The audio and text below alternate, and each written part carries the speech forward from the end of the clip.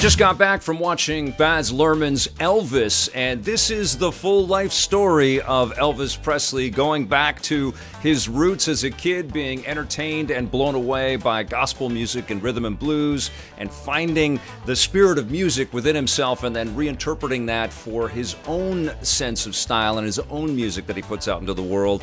And Baz Luhrmann celebrates every step along the way, and I was absolutely dumbfounded, awestruck by the way that this movie opens up. It in typical Baz Luhrmann fashion, is a mishmash of all kinds of media and beautiful visual effects and some CG work. Clearly, this is the early days of the Elvis Presley myth, and this was likely the magnet that attracted Baz Luhrmann to want to tell this story.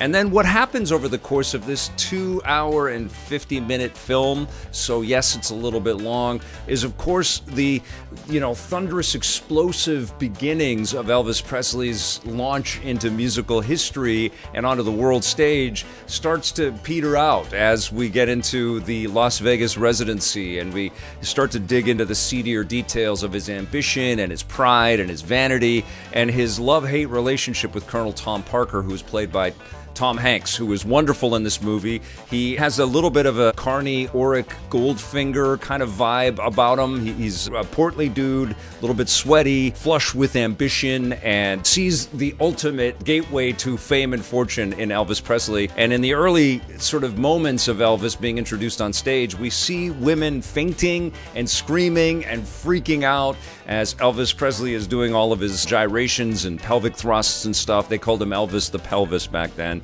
And Austin Butler is portraying this character, and it brought to mind Val Kilmer's incredible performance as Jim Morrison in Oliver Stone's The Doors. There's kind of an interesting symmetry here, and it's, of course, the cautionary tale of a star burning so brightly that it ultimately fades too quickly or explodes. And that is obviously the story of Elvis Presley.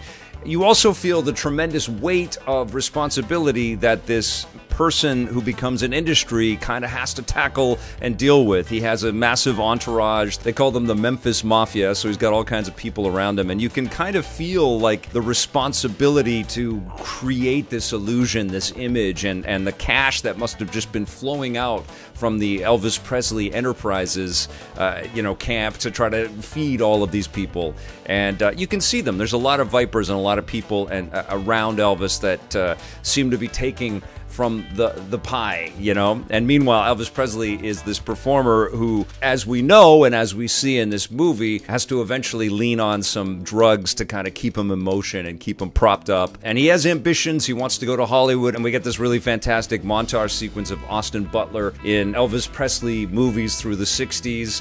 And what a remarkable transformation for this actor as well, because it's not just the youthful, shiny, always dressed in pink suits, kind of glowing Elvis Presley that we get. Every time he's on stage, Austin Butler glows in the performance of this character, just as the person did every time he was on stage. But we see him age, and we see his take on the character change, and his voice and the timbre in his voice change as he ages. He only made it to 42. He was a really young person, Elvis Presley, but clearly the pressures and the desires and the ambitions and the drugs and all of the other things that became his demons just took him out. It's an incredibly tragic bummer of a story, and there's no other way around it. So the beginning of this picture is incredibly exciting. It's exhilarating. It's some of the best and most, optimistic and beautiful storytelling that we've seen Baz Luhrmann put on screen. And this is a man that has done incredible work like Moulin Rouge and Romeo plus Juliet and Strictly Ballroom. Even that slightly cheesy Australia movie with Hugh Jackman and Nicole Kidman. There's no faulting the visual flair of that film. This guy knows how to populate the picture with beautiful imagery. And it does have that, all the way through for sure, but at the beginning, Elvis really explodes with color and interesting things to latch onto. The road trip of Elvis is incredible, because that's the way I think most art kind of starts. You have to wander to create your art, and Elvis does wander, and he explores, and he has, black culture and black musical culture as his roots, and he digs into it and he repurposes it and takes advantage of it. That transformation as he journeys from venue to venue is really cool. It's a really great moment. But then just as he starts to get a little stultified and locked in place, so too does the movie. You know, the movie starts to kind of slow down. And there's this continuous sort of story element in this picture that Elvis really wants to bring his music to the world and go on tour around the world. But of course, he doesn't end up doing that. He stays at a hotel ironically called the International in Las Vegas. And he has a long stint there, that residency, that infamous residency, where we see the sequin suits and the giant collars and eventually the belly, this sort of parody element of Elvis Presley. And that's honestly a huge challenge for this picture because Elvis has been this force in popular culture for so long, to the point of imitators and impressionists and, you know, all kinds of Elvis lookalikes and Elvis sightings. He's almost become like this Bigfoot UFO type figure in the tabloid rags forever. And there's so many people that can kind of evoke that Elvis persona or make fun of or parody that Elvis persona. And that, of course, was the human. And so, you know, there's no way for Baz Luhrmann to sidestep it. And we dig into it, and you know, it just is so tragic to see the downfall of this great person. Even though he's still great, you know, a little bit later in his life, he's still great on stage, he's still fun and dynamic, and the audiences that they showcase are still screaming. It's a different Elvis than what we get at the beginning. I can't express enough just how enthusiastic that opening salvo of this film is. And of course, this is also Tom Parker's story, so we get to see his vantage point. And of course, there's a lot of controversy around the way that Tom Parker kind of exploited Elvis Presley and made all kinds of wealth from him. And there was a great legal battle between the Elvis Presley estate and Tom Parker. And so this is a character that kind of lives in infamy, but there's no question that a lot of his marketing skills and his promotional skills really helped to propel Elvis Presley onto the world stage and get him the record contracts and, you know, navigate some of the challenges that Elvis faced early on, including the bigoted space of America, which Elvis, through his pelvic gyrations, was kind of challenging. He was really this new form of expression sort of launching on the back of television exploding across America, and he was influencing a whole generation of people to kind of learn how to express himself. Presley and James Dean and Marlon Brando and, you know, other artists that came during that time period and then afterwards. The film does get a little sanctimonious for sure, and it does a great examination of how Elvis was so a part of black culture, and there's some shots of Elvis with B.B. King, and we see Little Richard and stuff like that. And it's kind of cool, but I think there's also been a lot of you know, issues around Elvis kind of appropriating black culture and reusing it for his own fame and fortune and vanity.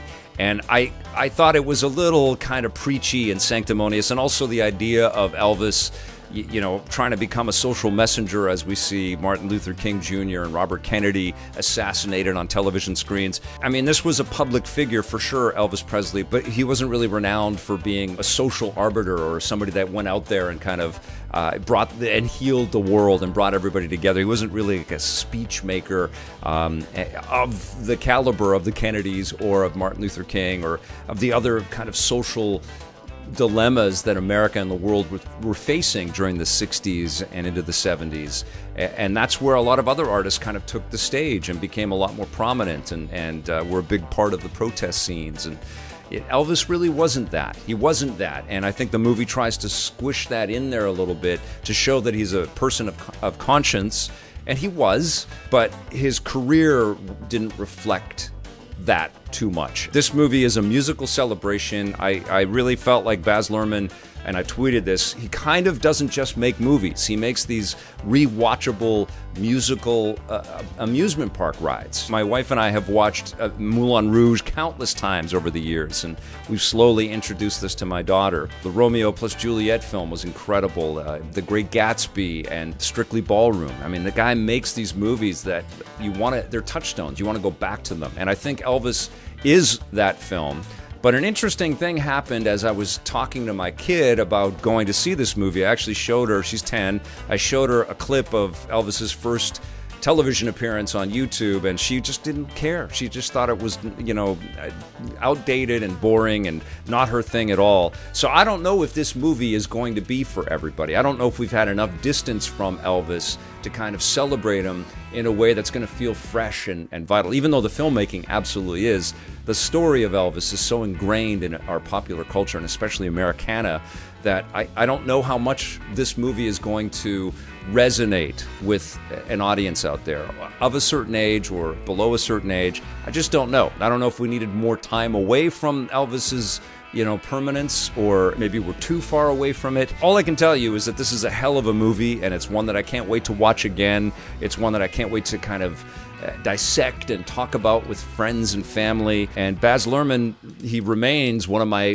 favorite filmmakers out there. He's just an interesting, artistic juggernaut of a person, and I love his ambition, and I love the swings that he takes with the pictures that he makes.